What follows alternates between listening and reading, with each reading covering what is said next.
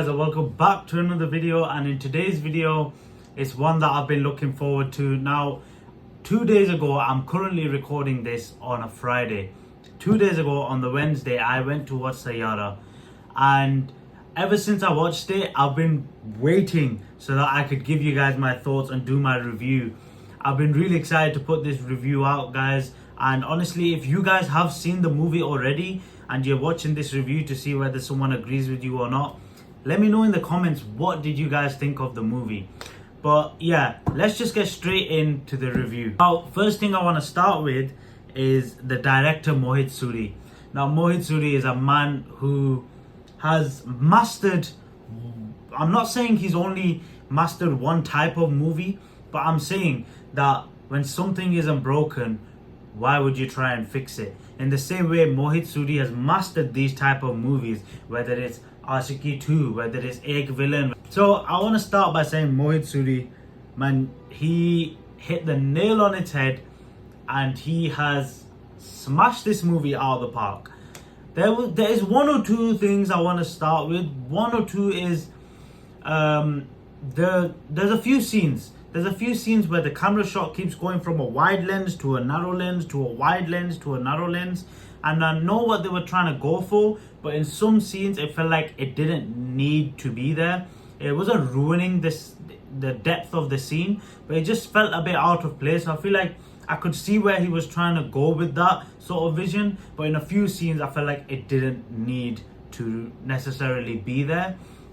But I also want to say the drone shots he kept doing, where it was like a one-take shot and then there's drone shots going around, whether it's the whole stadium or whether they're in the cricket field or just generally where they're practicing, and it just does a wide shot of everybody and then goes back in. It was, which song was it? When the Dun song came on in the movie, in the rain, there was one shot where it just panned out, showed everyone, panned back in to Ahan Pandey singing, and it was like effortlessly done and it was beautiful on the screen. So Mohit Suri, his direction was amazing as usual in this movie. There was very rare things I could say wrong. There was another thing which was, spoiler alert by the way, at the beginning of the movie when Aneet Padda is on the phone to the man who she was supposed to get married to, his character name was Mahesh.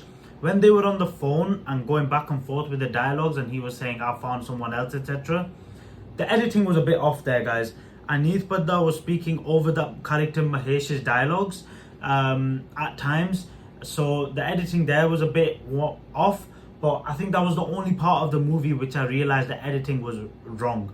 Apart from that, so yeah, Mohit Suri, hats off to you. You know, you mastered something and you keep delivering hit after hit after hit. Financially, there might not be hits, but his movies are movies where after a few years people start to appreciate what he's done and regret not watching them in the cinemas. However, with Saiyaara, this movie has taken the box office by storm. I mean, it's putting legends like Ajay Devgan, making them delay their movies. It's making directors like Anurag Basu push back their movie with Kartik Aaryan and Sri Leela further because they don't want to clash two genres of like same genre of movies together. So it just shows that they've done something right. Now, we've talked about Mohit Suri. Now I want to talk about the side characters. I want to talk about the character that was played called Mahesh. I'm sorry, I don't know the actor's real life name, but the actor did a good job at making you hate him. So when an actor does that, you know, it shows that they've done what they were meant to do. They've executed it. And I hated that character. The one that was on screen, which means he was doing his job well. So yeah, that character was very well performed by the actor. Now, another one side character is KV, who plays supposedly Ahan Pandey's best friend in the movie. He's part of the group, the Josh group, and he did good acting. In the scenes where he needed to be emotional, he needed to be emotional and he did it very well. In the scenes where he needed to be angry, he needed to be angry and he did it very well. One or two things which was that it felt a bit out of place where they're talking in Hindi, then all of a sudden it's like switches to English, and it kind of not like takes down the emotional depth of the scene when they switch to English. Keep it in Hindi, keep it pure, and that way it hits you more. If you just start in Hindi and then switch to English, it takes away that emotional effect of the scene. Not fully, but just a little bit. That's 3 or 4 people that are side characters, but in the movie they have a big impact. Now, this is one that I should have expected, and for some reason I didn't expect it. But when this character came up on screen, it brought a smile to my face, and I am talking about Shad Randhawa, aka the rapper Prince, who is basically Mohit Suri's good luck charm at this point. He was in Ashki 2 as I think he was a police officer. He was in Ek Villain 2. He was in Ek Villain, and now he's in Saiyaara as the rapper Prince. Now, Shad Randhawa is an actor that I think doesn't get the appreciation that he deserves. In movies like this, where he's a supporting role, he manages to deliver a performance that makes you remember him as much as the main lead. And in this movie, he was only in it for he probably had 6 or 7 minutes of screen time. But to see him in a movie, it just makes you know, yeah, this is a Mohit Suri movie. But it was nice to see him on the screen.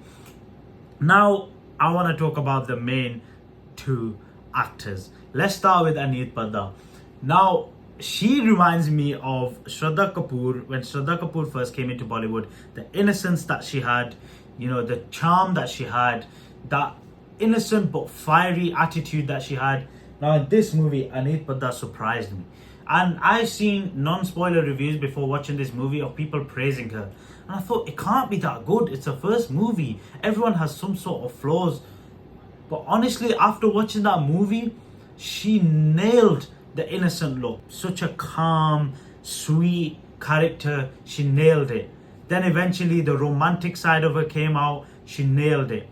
And oh my god, that knife scene, spoiler alert guys, that knife scene was like one of the, if not the highlight of the movie. Her acting in that scene was amazing, was absolutely amazing. And honestly, I think she's gonna go far in Bollywood if she chooses the right scripts.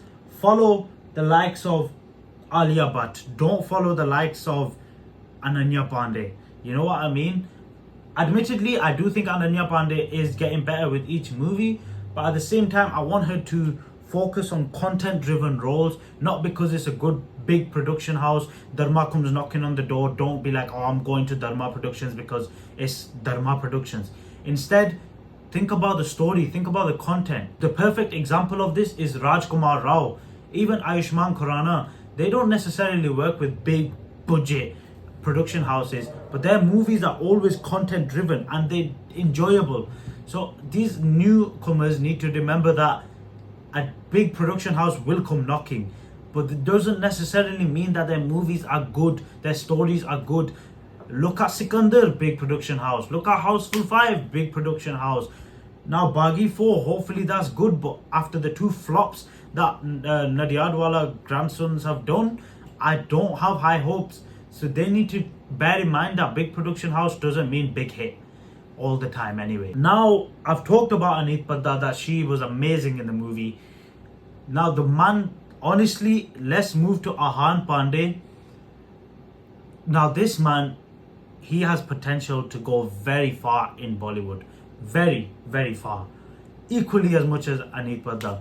The reason why I'm saying that is, yes, his lip syncing was a bit off in some scenes. Like, I felt like he was opening his mouth too wide when it didn't need to be. But the scene where they're in the glass house and Aneet Padda says, I love you, but then says Mahesh's name instead of Krish Kapoor, that scene hit me like a truck, because Ahan Pandey's eyes in that scene, his emotions in that scene, where you could just see that what he's feeling is like something just stabbed him in the heart. He delivered his expressions with his eyes very well. I'm not saying he was perfect. There was a few flaws in some scenes, but you have to remember, it's his first movie, first time in front of camera. there's bound to be flaws. But as far as a debut goes, he was really, really, really good, in my personal opinion, guys. This is all my opinion. Like, please don't start coming at me and hating me for having an opinion. You're more than welcome to share your own opinion, but this is just my own personal opinion. Now, Ahan Pandey smashed it in the sense of the emotion he was showing in the eyes, the expressions. Now, another part was that knife scene after he got stabbed. That scene where straight after, where he grabs her and he's calming her down. And also that scene where he gets angry, grabs his father and pushes his dad in the middle of the road, telling him, you know, just leave, I hope you die, etc. And them sort of scenes, Ahan Pandey, he excelled in them scenes. And honestly, I was loving it watching it. He reminded me of a young Ranbir Kapoor. I'm not saying that he's on the same acting level as Ranbir Kapoor. I'm saying that angry young man type role that he was doing, he did really well, honestly. And a lot of you guys are probably gonna say like, no, nepotism, this, that. Yes, nepotism. He's related to the Pandey family, yes. However, yes, he might have had an easier access to Bollywood, but if he takes his chance of performing well and doing good movies and good acting, then I don't see why that's a problem. If it's someone like, you know, Arjun Kapoor, where they've got an easy way into Bollywood, but they're not doing anything with it, nor they're making good movies, nor they're doing good acting, then that's different. But give the man a chance. He's only been here for what, one movie, and that movie's been out 2 weeks now. So give him a chance, guys, please. I personally think he's gonna have a future in Bollywood. But like I said for Aneet Padda, he needs to concentrate on the roles that he's getting, the movies that he's getting. Don't fall for the trap of big production houses. Now, overall, the movie, guys, I'm gonna say it was a bit of Ashki 2 meets, not Kabir Singh. Yeah, Kabir Singh in the sense he was angry, but the aspect of the woman having Alzheimer's, now that was something I didn't expect. But even when they did say that, oh, she has Alzheimer's, I thought they weren't going to go as in depth into it, but they did. They went in depth into it. And that scene where she said, I love you, Mahesh, and shows her memory fading away with every scene, it was really, really, really well executed. Every scene was like you could see her health is getting worse and worse and worse and worse. Now, I also want to give a quick, like, huge appreciation to the woman that played Aneet Padda's mum in the movie. That one scene in the bathroom where she's like, well, what are people gonna say? Your parents fall into depression when you're ill. Unfortunately, that is the reality of real life. A lot of parents tend to worry about what people are gonna say at the expense of their children, and that, or because you're feeling mentally down, we're feeling mentally down. So they actually, you know, implemented the real life factor, how it is in real life in some instances in the movie, and that was really well. Now, at times, not for long, maybe like 5 or 10 minutes throughout the whole movie, I felt like the movie was going a bit out of the path. Like, it was going like this, then it took a slight turn that way, but then went back that way. So that's how I felt at certain parts of the movie. But overall, guys, I don't want to blabber on for too long, but I want to say that this movie is a must watch. Now, if you can't go to the cinemas for any reason, whether it's financially or anything, this movie will be coming on Netflix and probably many other sites soon. But guys, if you can go to the cinemas, go and watch it. This is a movie that you need to watch in the cinemas. You're gonna have a gut-wrenching moments. You're gonna have that moment where your heart just sinks, where you wanna cry, where you holding back your tears. Go and watch it. It's a masterpiece in my opinion. In my opinion, I am rating this movie a solid 8 out of 10. I personally really loved it. I went in with high expectations and I came out feeling emotional, wowed, amazed, like everything. Honestly, I felt everything. And I can't express how much it feels good to have a movie like this in Bollywood after so long. I cannot remember the last time I went to watch a Bollywood movie and came out absolutely loving it. It definitely wasn't within the last 2 years. So I cannot imagine how a lot of other people have been feeling as well. So this is a movie, guys, that you definitely have to watch. And yeah, 100% go watch this movie, guys. Both the actors are amazing in it, and the director, of course, he has a record of cult classic movies. But thank you for watching this review, guys. Do let me know in the comments what you guys think of the movie. If you have seen it, haven't seen it, are you going to see it? But yeah, thank you for watching this video. Hopefully you enjoyed. Leave a like, comment, share, subscribe. Take care, stay safe, and I'll see you guys in the next video. Bye.